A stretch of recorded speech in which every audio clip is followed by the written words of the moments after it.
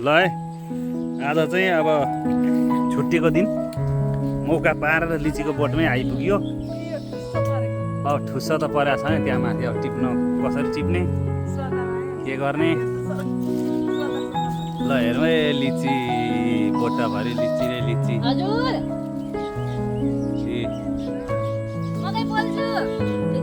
ल लिची खाने जति यता आउनु होला। यता पनि लिची नै लिची, कति हो कति लिची। लिचीको झुप्पा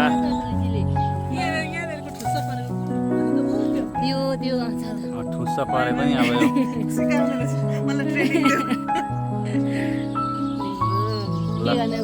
आँप खानेलाई आँप पनि छ।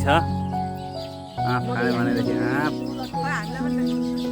है कस्तो छ त लिची? लिची कस्तो छ? बबाल छ नि। ल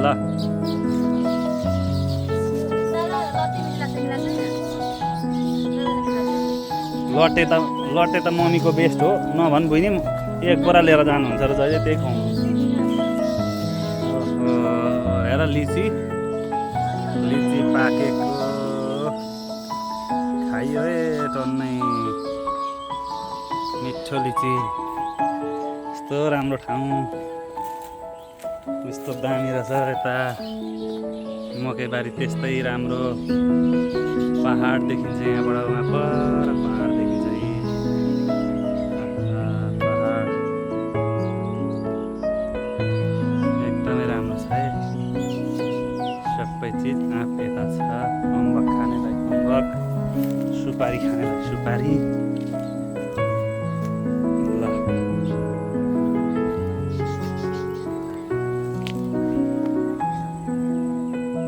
लिचीको बोटको छेउमा टक्क टिप्ने टक्क खाने मजाको फ्रेस ताजा। यता टिप्ने ठाउँमै छ।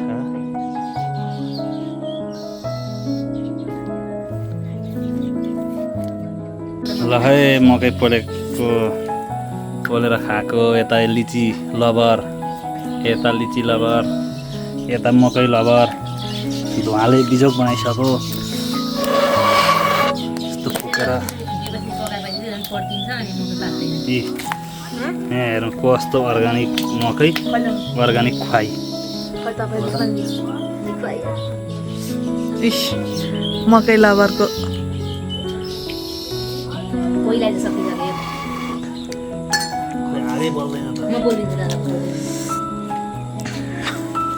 मकै लबर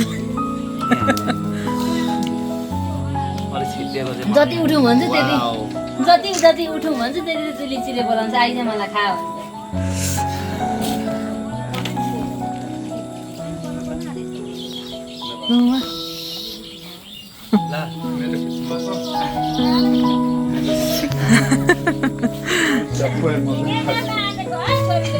एउटा भिडियो बनाएको। लगेर लुगा राखिदिनु पर्यो भनेर टोपी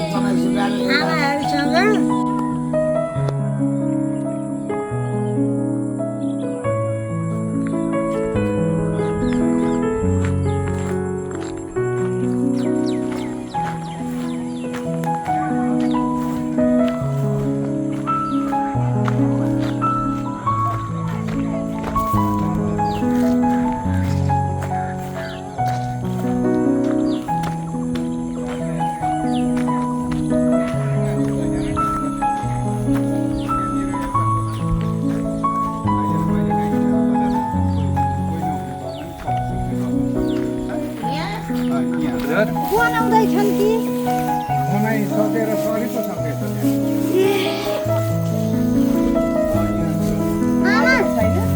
अहिले त अब म कामै नगर्नु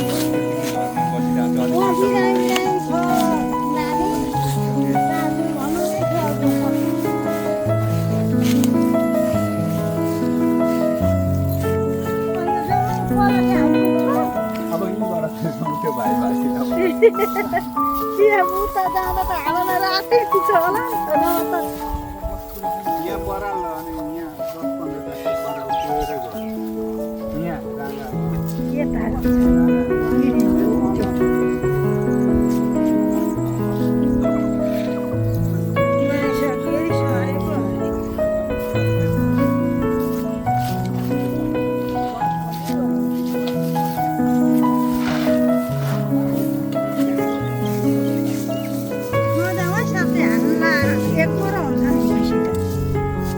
आयो नि ऊ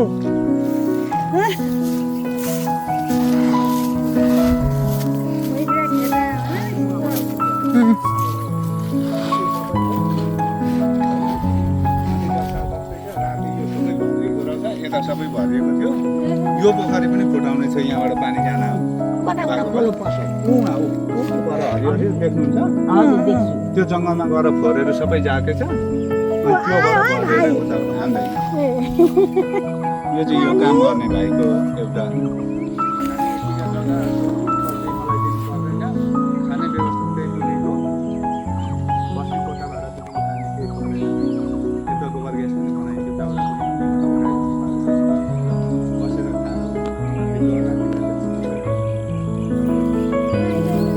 अनि कोही पाउँदैन अनि जम्मा एकलो मान्छेले के गर्नु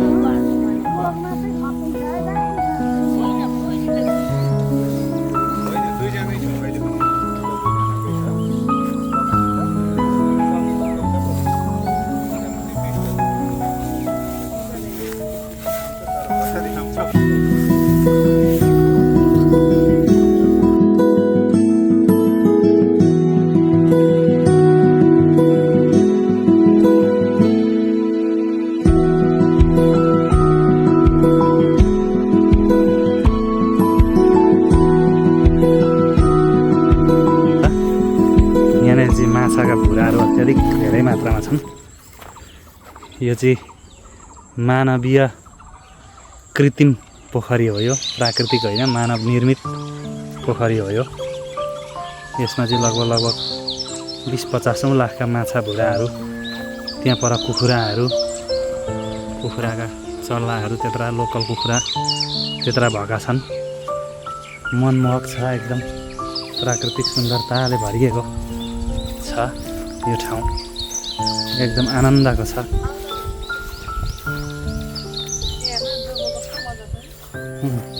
हरियाली छ, यति राम्रो छ।